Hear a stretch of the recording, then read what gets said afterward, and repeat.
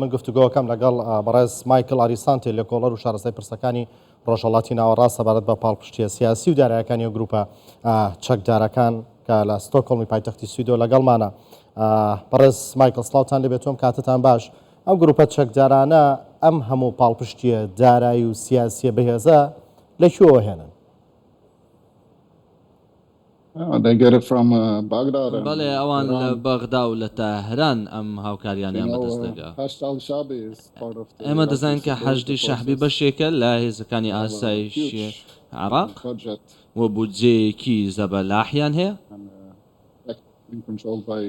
و لەلایەن ئێرانەوە کۆنتڕۆڵ کراون. بەڵێ بەڵام چۆن نەکرێت ئەم گروپە چەکدارانە پارە لە حکوومەتی عێراق وەرەگرن، دواتر گوێ بە حکوومەتی عێراقیش نادەن، حسابی بۆ ناکەن، دۆخی ئەمنی ئاسایشی عێراق و هەرێمی کوردستانی شتێکەدەن.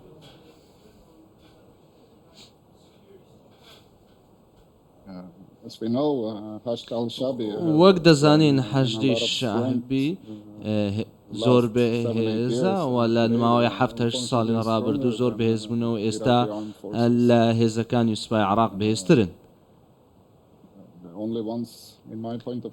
لە ڕوانی من دەتوانین ئەوان بوەستێنرێن و لەلایەن هێزەکانی پێشمەرگەوە لە هێزەکانی پێشمەرگە پارێزگاری لە خاکی کوردستان بکەن و ڕێگریان لێ بکەن بۆ ئەوەی کۆنتڕۆلی تەواوی عێراق بکەن. بەڵێ حکوومەتی عێراق بۆ ناتوانێت ڕوبەڕوویان بێتەوە، بۆ ناتوانێت هێرشەکانیان ڕابگرێت.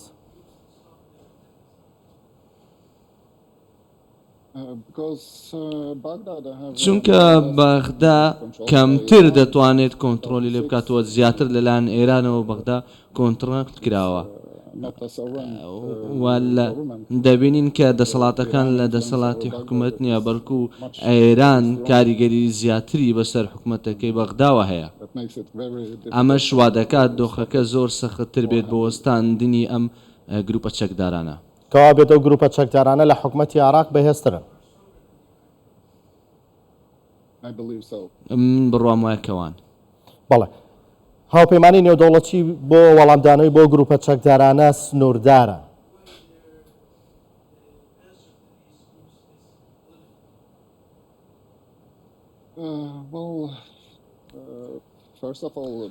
پێش هەموو شتێک کاتێک کە دێتە سەر باسی ئێران وەڵامدانەوەیان لاوازە و سیاسەتی دەرەوەیان وای کردووە کە نەتوانن ڕێککەوتنێکی سەرکەوت و سەبارەت بە ئەتۆمی بکەن، بۆیە ئێران هەموو کارێک دەکات کە بێوێت. بەداخەوە دەبینین کە کاریگەریەکانی ئەمە لە فەڵەستین و لە عێراق و لە لوبنان و لە کوردستانیش هەیە. بەڵێ ئەمە ترسیانە لە ئێران یاخود نایانەوێت ناوچەکە بکەوێتە شەڕ و ئاژاوەیەکی نوێەوە.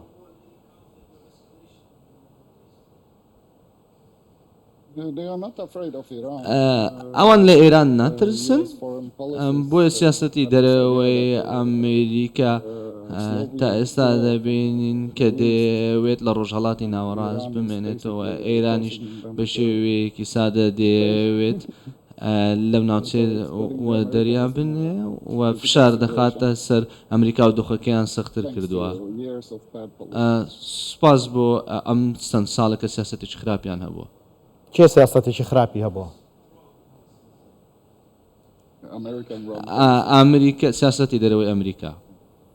بەڵێ پێویست بوو ئەوان گڵۆپی سەوز هەڵ بکەن و ئاگداری بدەن ئێران کە نابێت بێگومان دەشبین کە بەغداد بە شێوەیەکی زۆر کاریگەری ئێرانی لەسرە، پێویستە کاری زیاتریان کرد بۆ پشتیوانی لە کوردەکان بکەن بە تایبەتی لە ڕووی سەربازیەوە. بەڵێ ئەو هێرشانی گروپە چەکدارەکان لە عێراق و سووریا ئەنجامیدەن، ئەوەی گروپە چەکدارەکانی حوسیەکان لە دەریای سوور ئەنجامیدەن، ئەمە دۆخی ناوچەکە ناخاتە مەترسێکی گەورەوە؟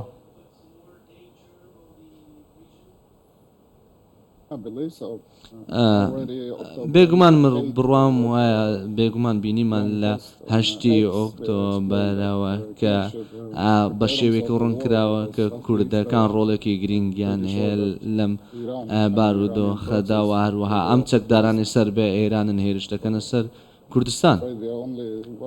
بۆیە بڕوام وایە لە سیرکردنی ئەمە لە سەرتاوە کاریگەری ئێرانی لەسەر بووە. بەڵێ بەڕێز مایکل ئاریسانتێ لێکۆڵەر و شارەزای پرسەکانی ڕۆژهەڵاتی ناوەڕاست لە ستۆکهۆڵمی پایتەختی سویدۆ لەگەڵماندا بووی. سوپاس.